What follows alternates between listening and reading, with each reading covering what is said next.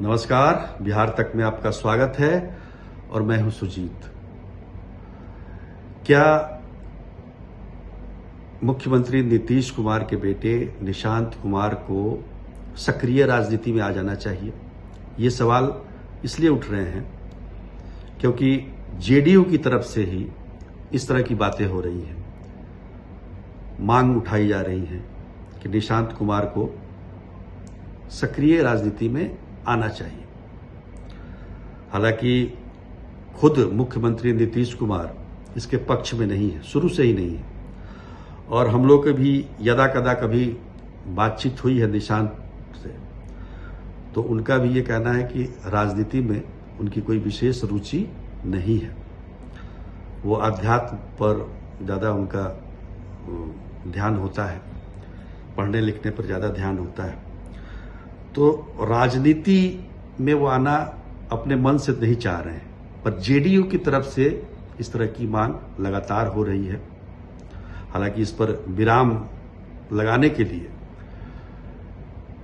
मुख्यमंत्री नीतीश कुमार के सबसे करीबी मंत्री विजय चौधरी ने प्रेस कॉन्फ्रेंस में कहा कि इस तरह के सवालों से बचना चाहिए, इस तरह के सवाल नहीं उठाने चाहिए। लेकिन उसके बावजूद आज नीतीश कुमार के ही मंत्रिमंडल के सदस्य जमा खान ने एक बार फिर कहा कि निशांत कुमार को सक्रिय राजनीति में आना चाहिए, उनको पार्टी में यानी कि जनता दल यू में ऊंचे पद पर बिठाना चाहिए और एक नए पार्टी के नए गार्जियन के तौर पर उनको स्थापित करना चाहिए। अब जमा खान ने जो बातें कही हैं, ठीक है, आप सक्रिय राजनीति, आप राजनीति में नहीं आना चाहते हैं, या फिर आपका मन नहीं है, या फिर नीतीश कुमार नहीं चाह रहे हैं कि परिवारवाद का ठप्पा उन पर लगे।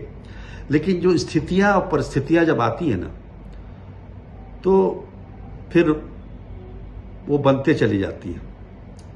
अब देखिए, क्षेत्रीय पार्टियों में अगर हम उसके इतिहास को खंगालें तो उत्तराधिकारी का उसमें एक विशेष महत्व रहा है, तभी वो पार्टी पीढ़ी दर पीढ़ी आगे बढ़ती रही है। एक व्यक्ति कितने दिनों तक एक पार्टी को खींच सकता है? तो जाहिर तौर पर उत्तराधिकारी तो होना चाहिए, और ऐसा केवल देश में ही नहीं है, विदेशों में भी है। पर यहां एक तरीके से जो भी क्षेत्रीय पार्टियां हैं वो परिवार के तौर पे चलती है, परिवार ही उसको आगे बढ़ाती है, और जिसका परिवार नहीं है वो पार्टी खत्म भी हो जाती है। इसलिए यहां पर राजनीति में परिवारवाद की भी बड़ी चर्चा होती है, आरोप लगते हैं। लेकिन परिवार अगर पार्टी को आगे नहीं बढ़ाए तो पार्टी छिन्न भिन्न हो जाती है। अब देखिए, अब जयललिता की पार्टी AIADMK तमिलनाडु में क्या स्थिति है, कहाँ थी वो पार्टी जब जयललिता हुआ करती थी, आज कहाँ है।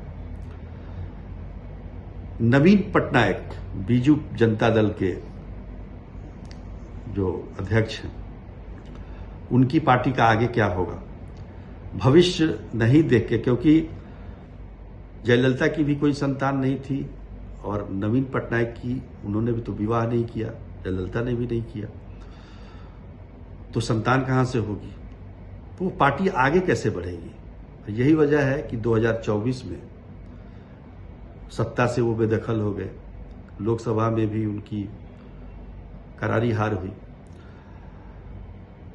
लेकिन जिन्होंने शादी नहीं भी की, लेकिन उन्होंने अपने पार्टी को आगे बढ़ाने का तरीका अपने रिश्तों में देखा। जैसे मायावती अपने भतीजे को आगे करके पार्टी को आगे बढ़ा रही हैं। पश्चिम बंगाल की मुख्यमंत्री ममता बनर्जी अपने भतीजे को ले आई, क्योंकि इन्होंने शादी नहीं की तो संतान होने का कहां से सवाल पैदा होता है। तो इस तरीके से उस चीजों को आगे बढ़ाया गया। आप देखिए, जवाहरलाल नेहरू ने भी कांग्रेस को आगे बढ़ाने के लिए इंदिरा गांधी को आगे किया, क्योंकि उनकी एक ही बेटी थी, और इंदिरा गांधी से फिर कांग्रेस आगे बढ़ी। हालांकि वो क्षेत्रीय पार्टी नहीं है, वो नेशनल पार्टी है, लेकिन उसके बावजूद वहां एक परिवार का वर्चस्व है। और इंदिरा गांधी के बाद संजय गांधी को आगे किया गया, लेकिन उनके असामयिक मृत्यु के कारण फिर राजीव गांधी को आगे आना पड़ा, जो कि किसी दूसरे प्रोफेशन में थे, पायलट थे, लेकिन उनको लाया गया ताकि पार्टी को आगे बढ़ाया जा सके।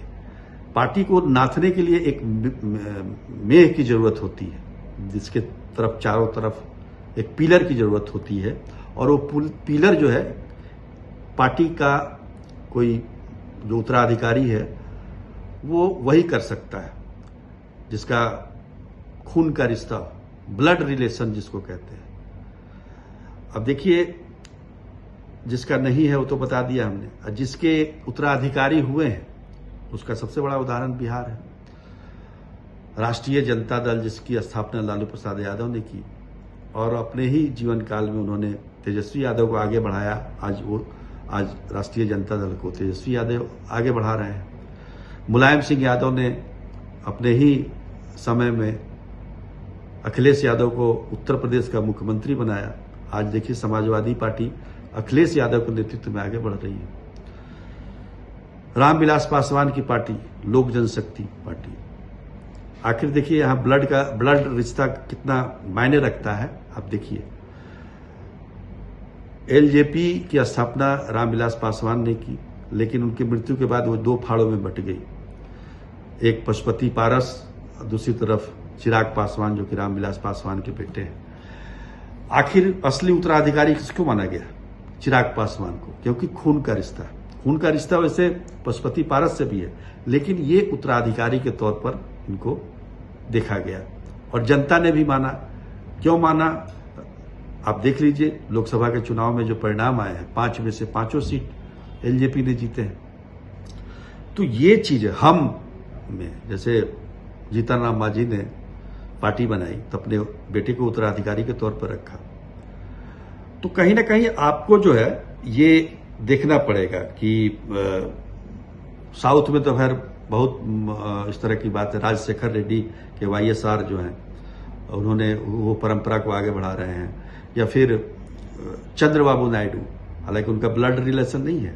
एनटीआर की पार्टी जो तेलुगु देशम, उन्होंने अपने दामाद को, अपने बेटी के पति को ये जिम्मेदारी दी। चंद्रबाबू नायडू आज देखिए फिर से आंध्र प्रदेश के मुख्यमंत्री हैं।